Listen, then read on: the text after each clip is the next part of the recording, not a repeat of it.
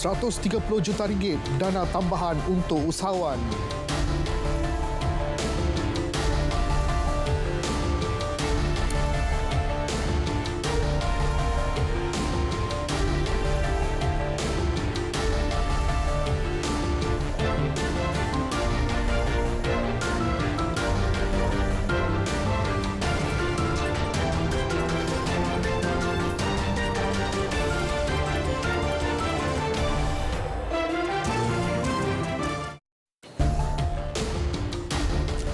Selamat malam dan salam keluarga Malaysia. Anda bersama saya, Muhan Cinasami. Peruntukan tambahan RM100 juta bagi pembiayaan skim pembiayaan informal dan mikro SPIM untuk tabung ekonomi kumpulan usahawan niaga tekun. Perdana Menteri Datuk Seri Ismail Sabri Yaakob juga mengumumkan tambahan RM30 juta lagi bagi program peningkatan enterprise Bumiputera BEEP di bawah Perbadanan Perusahaan Kecil dan Sederhana Malaysia SME Corp. Okey, saya dimaklumkan bahawa SPIM di bawah tekun yang diperuntukkan oleh kerajaan sebanyak RM200 juta telah habis. Ini merupakan pinjaman yang popular untuk pembiayaan bagi perniagaan informal dan mikro. Sangat popular, ya. Untuk itu, untuk kepentingan para usahawan kecil, maka saya meluluskan RM100 juta lagi. Beliau berkata demikian dalam ucapan di Majlis Anugerah Kecemerlangan Usahawan tahun 2022. Turut hadir Menteri Pembangunan Usahawan dan Koperasi Tan Sri Nur Omar. SPIM ialah skim bagi membantu usahawan informal dan mikro untuk memulih dan memulakan semula perniagaan yang terjejas akibat COVID-19 dan bencana banjir disalurkan melalui tekun nasional. Manakala BEP pula adalah satu program khusus bagi untuk mewujudkan dan membangunkan perusahaan kecil dan sederhana PKS Bumiputera yang berdaya saing dan dinamik. Bantuan Keluarga Malaysia BKM Fasa 2 diagihkan secara berperingkat bermula hari ini. Bantuan tunai langsung itu melibatkan dana RM1.74 bilion dengan memanfaatkan 8.6 juta penerima. Penerima merangkumi 4 juta isi rumah, 1.2 juta warga emas bujang atau tiada pasangan dan 3.4 juta individu bujang. Penerima boleh membuat semakan status pembayaran melalui portal BKM. Menteri Kewangan Tengku Datuk Seri Utama Zafrul Tengku Abdul Aziz menjelaskan BKM merupakan bantuan tunai langsung tertinggi dalam sejarah. Ini melibatkan peningkatan bantuan sebanyak 120% sejak kaedah bantuan itu mula diperkenalkan. BKM Fasa 2 juga ditambah baik dengan bantuan tunai tambahan bernilai RM630 juta. Had kelayakan juga turut diperluaskan kepada mereka berpendapatan bulanan RM5,000 dan ke bawah. Unjuran subsidi sehingga hampir RM80 bilion dibuat bagi menstabilkan harga barang dan mengelak kadar inflasi melonjak sehingga 11.4%. Jumlah subsidi terbesar dalam sejarah itu bakal mempengaruhi kedudukan kewangan negara, namun kebajikan rakyat kekal menjadi keutamaan. Masyarakat tidak perlu bimbang kerana langkah penjimatan sesuai dilaksana bagi memastikan kedudukan kewangan kekal kukuh. Ini termasuk mempertimbang penangguhan pelaksanaan projek mega. Setakat ini kita perlu lihatlah kalau kita tengok keadaan macam mana, ya. Jadi itu antara langkah-langkah yang boleh diambil, ya. Kita bukan kata kita buat putusan, ya. Ya, maka ya, untuk memastikan kedudukan kewangan kita kekal teguh, maka antara langkah-langkah yang boleh dikaji, boleh betul lah, antara langkah-langkah yang boleh dikaji kerajaan ialah untuk mengadakan penyebatan dalam belanja mengurus dan belanja pembangunan. Beliau berkata demikian selepas melancarkan statistik data warehouse Stats DW 2.0 di Putrajaya. Stats DW 2.0 adalah sistem pengurusan gudang data yang berperanan sebagai pusat simpanan data ekonomi dan sosial daripada pelbagai banci dan kaji selidik dilaksana Jabatan Perangkaan. Kementerian Sumber Manusia bersedia memperkasa 32 institusi pendidikan dan latihan teknikal dan vocational TVET di bawahnya termasuk Institut Latihan Perindustrian ILP. Keperluan itu bagi memastikan dapat diguna pakai sepenuhnya dalam melahirkan lebih ramai pekerja berkemahiran. Timbalan Menteri Sumber Manusia Dato' Awang Hashim menjelaskan tiada keperluan untuk menambah institusi pengajian di bawah Jabatan Tenaga Manusia JTK ketika ini kerana jumlah yang sedia ada dilihat mampu menampung permintaan. Sekarang kita akan penuhkan dulu, kita akan pastikan ILP yang ada di bawah Kementerian Sumber Manusia dan kita ada lagi institusi TVET yang di bawah 11 kementerian yang lain lagi.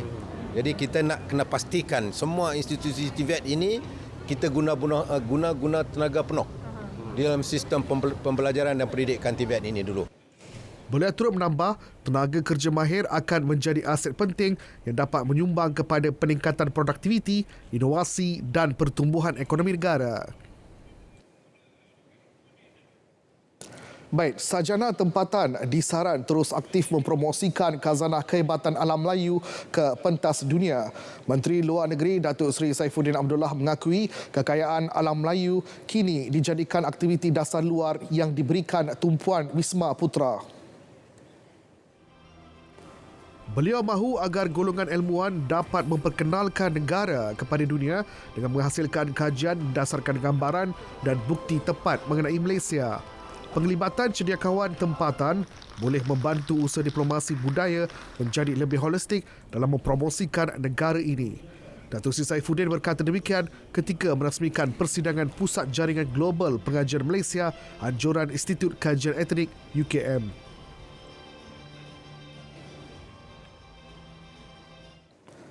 Malim Gunung Perhutanan MGP bakal menjadi mata dan telinga kepada pihak berkuasa bagi membendung sebarang kegiatan pencerobohan hutan selain menjadi panduan kepada pendaki gunung. Menyatakan komitmen itu jelas Menteri Tenaga dan Sumber Asli Datuk Seri Taqiyuddin Hassan, MGP antara lain dapat membantu Jabatan Perhutanan dan Jabatan Perlindungan Hidupan Liar dan Taman Negara Perilitan dari segi perkosaan, pencerobohan hutan, pemburuan haram dan kepupusan haiwan. Jadi dalam KEXA dan juga dalam sektor perhutanan, kita nak jadikan Malim Gunung ini macam satu squad, mungkin satu brigade Malim Gunung Perhutanan ini. Jadi ini untuk memperkasakan lagi kegiatan inilah. Jadi itulah yang saya sebut dan insya-Allah kita akan laksanakan di peringkat kementerian dan juga jabatan kita. Beliau pada masa sama turut memberitahu kementerian bersetuju untuk pemberian insentif one-off sebanyak RM600 kepada 590 MGP seluruh negara yang telah menjalani kursus selama 60 jam pada tahun ini. MGP merupakan konsep yang diperkenalkan Kementerian Tenaga dan Sumber Asli serta diterajui Jabatan Perhutanan yang antara lain bagi memastikan pengurusan aktiviti pendakian lebih teratur dan selamat.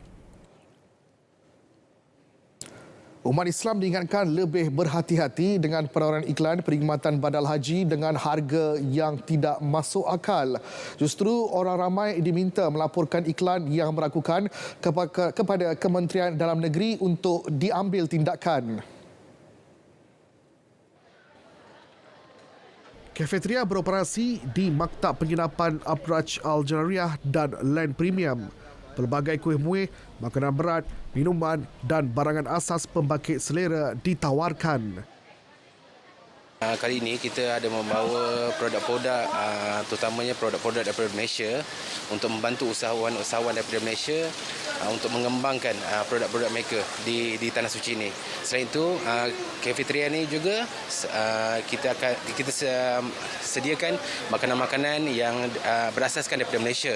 Contohnya nasi lemak, mi goreng, mihun, dan selain itu kita juga ada menyediakan air-air juga daripada Malaysia, contohnya teh tarik dan sebagainya. Kafeteria dibuka setiap hari bermula awal pagi sehingga 11 malam. Kita pun tahukan barang mahal. Tak apa, okey dah. Tak apalah boleh je. Alhamdulillah lah ada ni. Alhamdulillah ada, senang. Kita pun senang. Turun tak payah pergi jauh-jauh kan. Cari kat sini ada, okey. Kat sini dia ada jual kicap. Anak saya tak boleh makan tanpa kicap. So bila ada kicap ni alhamdulillah mereka boleh makan dengan berselera. Syukurlah kita tak perlu keluar lagi. Balik sembahyang subuh kita dah ada kafe sini terus boleh sarapan. Memenuhilah selera rakyat Malaysia lah sebab kita dah biasa makan makanan dekat sana. Kalau rindu pun senang, kat sini boleh pilih lah. Macam-macam ada.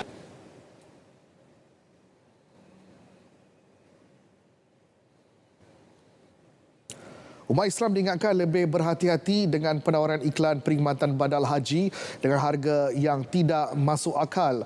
Justru orang ramai diminta melaporkan iklan yang meragukan kepada Kementerian Hal Ehwal Pengguna KPDN HEP untuk diambil tindakan. Sebenarnya apabila kita nak pergi buat haji sebenarnya, termasuk lagi badal haji ni, kita dah pergi haji boleh buat badal haji. Kan? Dia kena bayar kos sebenarnya. Sebab itu dikeluarkan juga oleh Persatuan Penuntut di Madinah. Kurang-kurangnya 12,000. 12,000 bukan badal haji. Macam kita pergi haji lah sebenarnya.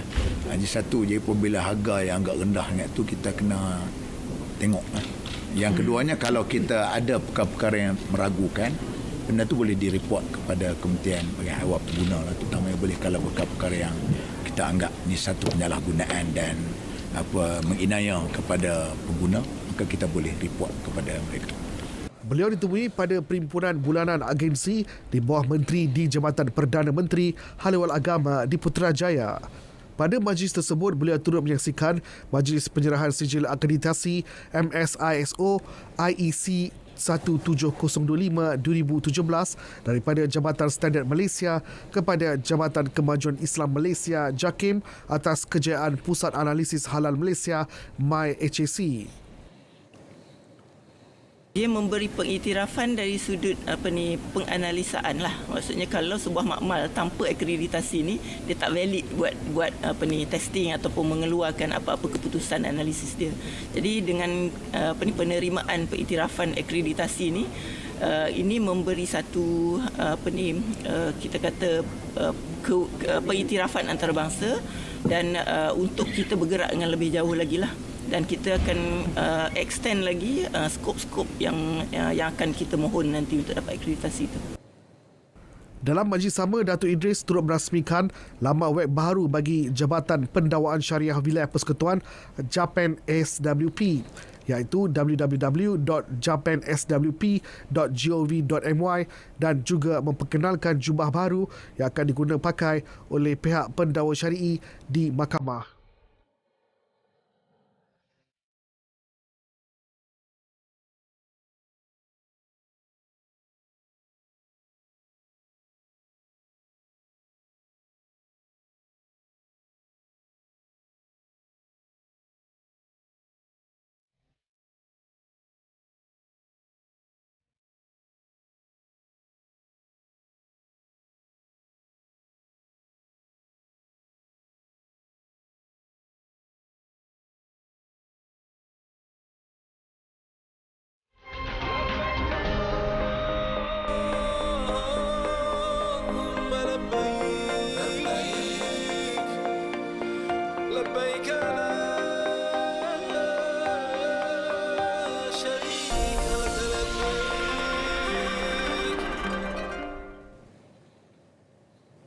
Baik, bertemu kembali.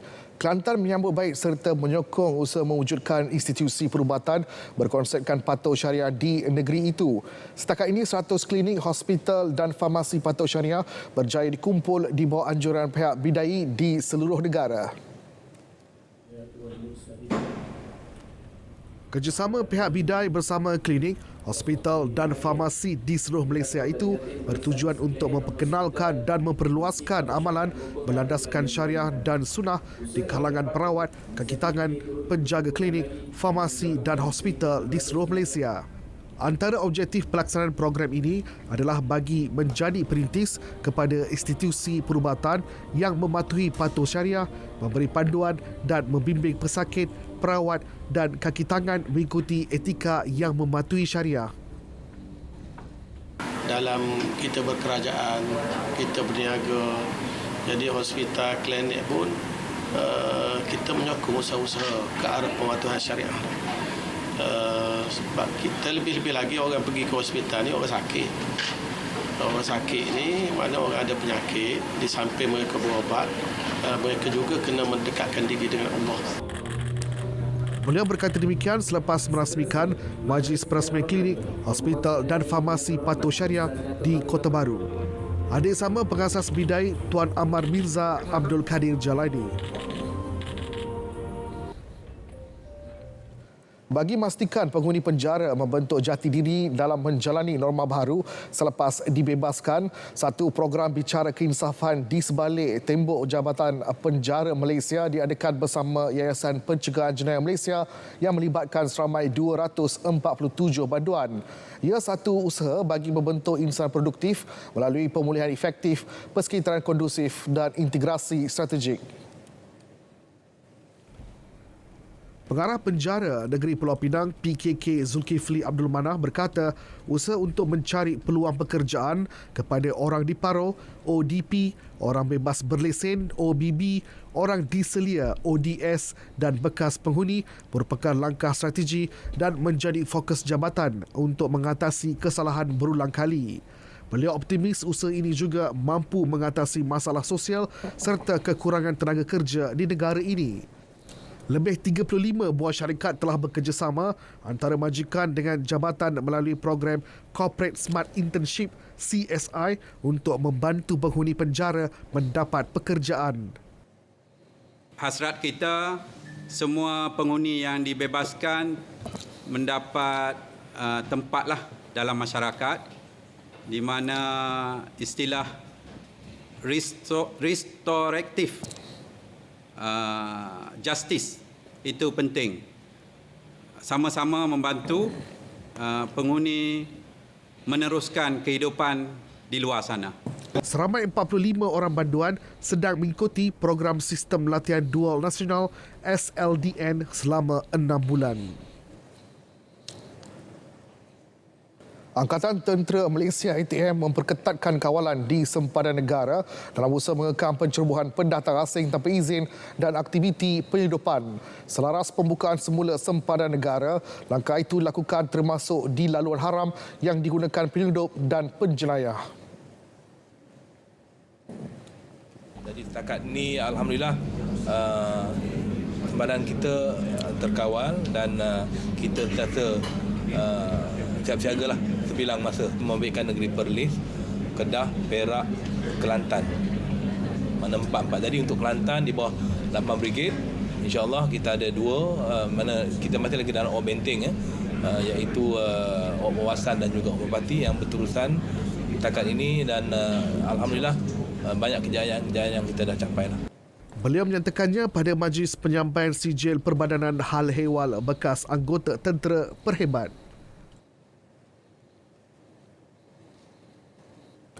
Satu sindiket penipuan belian barangan secara dalam talian di Pulau Pinang berjaya ditumpaskan. Serbuan Jabatan Siasatan Jenayah Komersial JSJK Pulau Pinang dan Timur Laut terhadap sebuah premis di Batu Feringgi pada 25 Jun itu membawa kepada penahanan 17 lelaki dan 6 wanita warga Taiwan.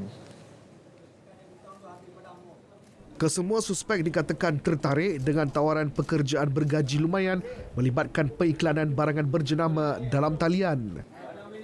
Dalam konteks ini, apa yang kita kesan semasa serbuan, banyak bahan bukti telah dapat dipadamkan oleh sindiket kerana kita mempunyai kesukaran untuk memasuki premis yang mana memaksudkan kita terpaksa memecah pintu untuk masuk dan tempoh masa itu menyebabkan mereka berkesempatan untuk memadamkan bukti-bukti di dalam peranti-peranti yang tuan-tuan dan puan-puan lihat di depan ini. Siasatan mendapati tiada akaun bank tempatan terlibat dalam urusan transaksi berkenaan. Turut dirampas 48 telefon bimbit, 14 unit komputer riba pelbagai jenama, 8 unit Apple iPad, 6 walkie-talkie dan pelbagai barangan lain. Kes disiasat di bawah Seksyen 420 Kanun Keseksaan. Orang ramai diminta membuat semakan di laman sesawang atau nombor tertera sekiranya terdapat sebarang keraguan berkaitan. Hakim Mahkamah Seksyen Kuala Lumpur Azura Alwi kecewa dan menegur tindakan bekas Ketua Menteri Pulau Pinang Lim Guan Eng kerana membuat kenyataan media berhubung kes rasuah yang dihadapinya. Kenyataan bersifat subjudis tidak sepatutnya berlaku kerana semua pihak termasuk pasukan pembelaan tertuduh mempunyai pengetahuan penuh, matang dan bukan kali pertama menghadapi prosiding di mahkamah. Sebelum perbicaraan bermula, Timbalan Pendakwa Raya Datuk Wan Shahrudin Wan Ladin merujuk kepada mahkamah satu laporan polis yang dibuat berhubung kenyataan yang telah dikeluarkan oleh Lim Guan Eng yang mendakwa beliau tidak bersalah kerana tiada jejak wang dibuktikan berkaitan pertuduhan itu. Sementara itu, Peguam Gobin Singh Dio yang mewakili Guan Eng mengesahkan perkara itu dan memohon maaf kepada pihak pendakwaan dan Mahkamah Susulan Tindakan Anak Guamnya mengeluarkan kenyataan kepada pihak media pada Jumaat lepas. Pada prosiding hari ini, Mahkamah menyambung prosiding untuk mendengar keterangan saksi pendakwaan ke-28 Azli Adam yang merupakan bekas Naib Presiden Kanan, Kewangan dan Perkhidmatan Korporat Konsortium Zenit Beijing Urban Construction Group Sdn Bhd. Azli memberitahu mahkamah bahawa pembayaran kepada Lim Guan Eng dibuat menggunakan modus operandi pemalsuan dokumen membabitkan dua syarikat yang tidak aktif. Menurutnya, pembayaran itu dibuat menggunakan invoice dan voucher bayaran atas nama syarikat Sinar Bina Consultancy Services dan Bintang Ria Engineering antara tahun 2012 sehingga 2017. Perbicaraan di hadapan Hakim Azura Alwi bersambung esok. Baik, Johor menerima pelaburan asing bernilai 500 juta ringgit daripada syarikat berpangkalan di Taiwan bagi mendirikan fasiliti pembuatan papan litar di Senai, Johor Bahru. Ianya akan mewujudkan kira-kira 1,600 peluang pekerjaan kepada penduduk tempatan. Esko Pelaburan, Perdagangan dan Hal Ehwal Pengguna Lee Ting Han memberitahu projek melibatkan pelaburan berjumlah 300 juta ringgit bagi fasiliti pembuatan dan 200 juta ringgit lagi menyediakan kemudahan pembuatan rak pelayan. Pelaburan syarikat Wiyin Corporation Taiwan sememangnya penting sebagai hub serantau Asia Pasifik yang akan meletakkan Johor dalam peta global sebagai pangkalan pembuatan infrastruktur berkaitan pusat data atau data center. Selain meningkatkan daya saing negeri, ianya juga dapat memupuk bakat tempatan ke arah penciptaan ekosistem kapasiti serantau untuk manfaat semua pihak dalam jangka masa panjang. Operasi mencari seorang pelajar sekolah yang lemas di perairan Bagan Ajam, Butterworth akan diteruskan esok. Mangsa dikenali sebagai Muhammad Mikhail Mukmin Abdullah 11 tahun dipercayai mandi di kawasan itu bersama 3 lagi rakannya sebelum lemas. Ketua Operasi Balai Bomba dan Penyelamat Butterworth, Pegawai Kanan Bomba 2 Muhammad Faizwan Cik Ahmad berkata pihaknya menerima panggilan kecemasan pada pukul 5.45 petang. Sejurus itu, pihak bomba, polis dan anggota Pertahanan Awam APM bergegas ke kawasan tersebut dan memulakan operasi mencari di jeti Pantai Bersih Butterworth. Untuk makluman, semasa kejadian terdapat satu orang mangsa yang lemas dan di kawasan berkenaan terdapat satu orang pemancing di kawasan berkenaan dan turun untuk menyelamatkan mangsa di lokasi kejadian, dan pemancing berkenaan juga turut lemas semasa membuat kerja-kerja penyelamatan dan diselamatkan oleh orang awam yang lain. Operasi mencari dan menyelamat dihentikan atas faktor cuaca kira-kira jam 7.30 malam dan akan disambung esok.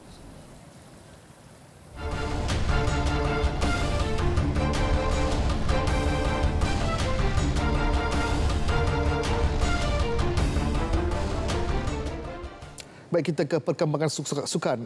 Susulan kemalangan yang menimpa pemain skuash kebangsaan S. Siva Sangkari, Presiden Persatuan Skuash Malaysia SRAM, Montero Gerard Clare menegaskan sebarang keputusan bagi menggantikan tempat pemain tersebut akan diserahkan kepada barisan kejurulatihan.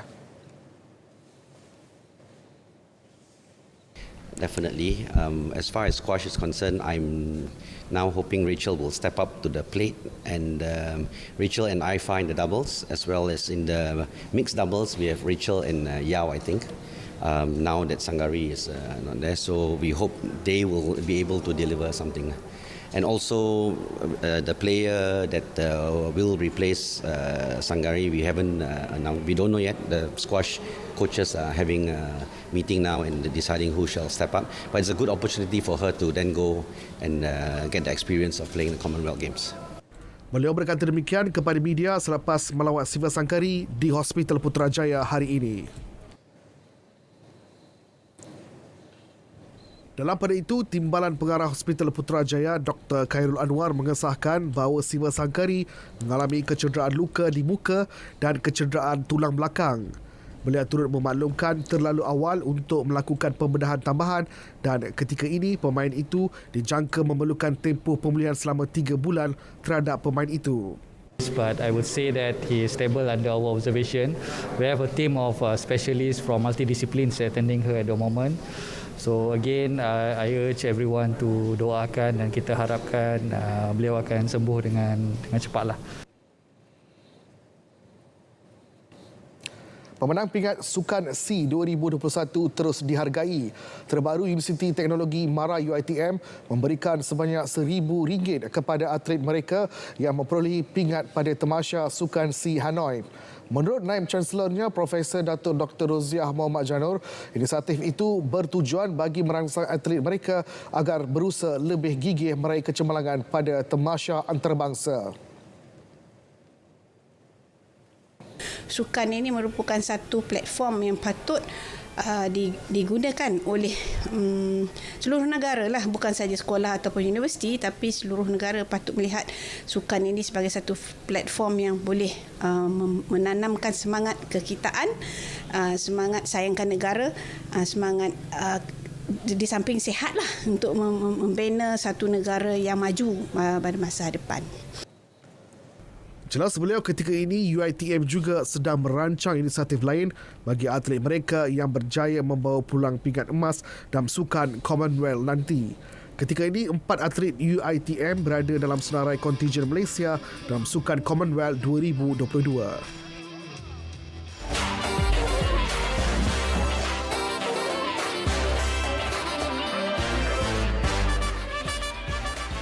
Tidak pasti, kami berikan kepastian. Kepantasan, kesungguhan dan kreativiti. Terus unggul sebagai saluran maklumat berwibawa. Berita diyakini dan dipercayai. Kesetiaan anda bukti kredibiliti kami. Terima kasih, keluarga Malaysia. Selamat menyambut ulang tahun. Selamat ulang tahun. Selamat ulang tahun. Selamat ulang tahun. Selamat ulang tahun saluran Berita RTM. Semoga terus semangat langkah melaksanakan proses pendidikan.